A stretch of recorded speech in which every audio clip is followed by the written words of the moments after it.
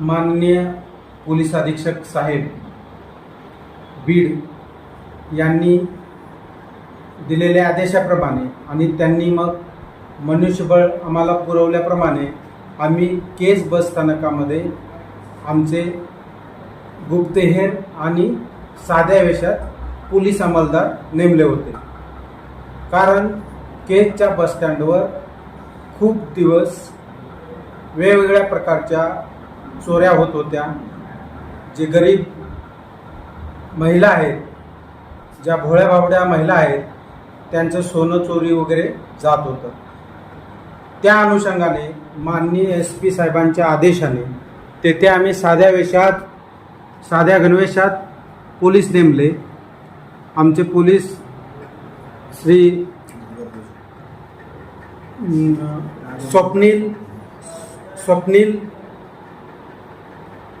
आणि नागरगोजे हे साध्या वेशात होते आणि पाशाबाई म्हणून ते पण साध्या वेशात होते आणि इतर आम्ही 2-3 गुप्तहेर नेमले होते.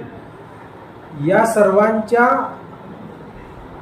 असं निदर्शनास आलेलं आहे की केज बस स्थानकात चोरी होत आहे आणि त्यानुसार त्यांनी गुप्त पाळत ठेवली होती. परंतु आज रोजी अचानक आम्हाला आमच्या जे अंमलदार नेमले होते त्यांना अचानक आरडाओरड झाल्याचा आवाज ऐकू आला. म्हणून ते बस स्थानकाच्या कोपऱ्यात गेले असता त्यांना एक इसम त्यांना सांगत होता की या दोघा इसमांनी मला चाकू लावून माझ्याकडून 2000 रुपये काढून घेतले आहेत. म्हणून त्या इसमांना पळत जात असताना आमच्या अंमलदारांनी आणि पब्लिकच्या मदतीनं ताब्यात घेतलं. तर त्या अंमलदारांना त्यांच्या नाव विचारलं असता त्यांनी पहिल्यांदा नाव गाव सांगण्यास नकार दिला. परंतु पोलिसांनी त्यांना विश्वासात घेऊन नाव पत्ता विचारला असता त्याच्यातील एक आरोपी आहे अंबादास साळोकर, हा बुलढाण्याचा रहिवासी आहे.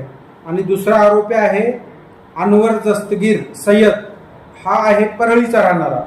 आणि तिसरा आरोपी तिथं हमाली करतो तो हमीद शेख, धारूरचा रहिवासी आहे. या 3 आरोपींनी मिळून त्या जो आमच्याकडं ज्याच्या खिशातून 2000 रुपये काढून घेतले तो अमरजित धपाटे याच्याकडून पैसे काढून घेतले होते. तर जे आरोपी आम्ही पकडले अंबादास साळोकर, अनवर सय्यद यांची आम्ही चौकशी केली आमच्या CCTVNS प्रणालीला आणि इतर ठिकाणी. तर त्याच्यातून असं निष्पन्न झालं की अंबादास साळोकर याच्यावर चोरीचे एक 10 गुन्हे आहेत यापूर्वी आणि तो वेगवेगळ्या जिल्ह्यात चोरी करण्याच्या सवयीचा आहे.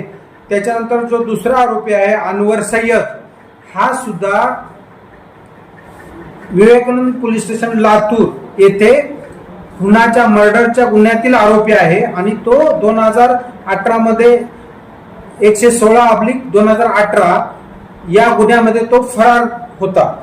आणि त्याच्यानुसार त्या विवेकानंद पोलीस स्टेशनचे PI आनंद पाटील यांच्याशी संपर्क करून त्याची शहानिशा केली आणि मग आम्ही त्या 3 आरोपींना ताब्यात घेऊन पोलीस स्टेशनला आणले आणि अमरजित सिंग धपाटे याला लुटल्याबद्दल, चाकू लावून त्याची लूट केल्याबद्दल 392 प्रमाणे गुन्हा दाखल केलेला आहे.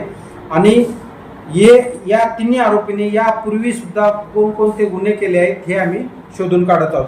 याच्यातील महत्वाचं म्हणजे हमीद शेख हा धारूरचा रहिवासी आहे आणि तो केजच्या बस स्थानकावर हा काम करतो. परंतु पोलिसांचा संशय आहे की यानंच या दोन्ही आरोपींना संपर्क करून बोलावलेला आहे आणि इतरही आरोपी त्याच्या संपर्कात आहेत. पोलीस पुढील तपास करत आहेत.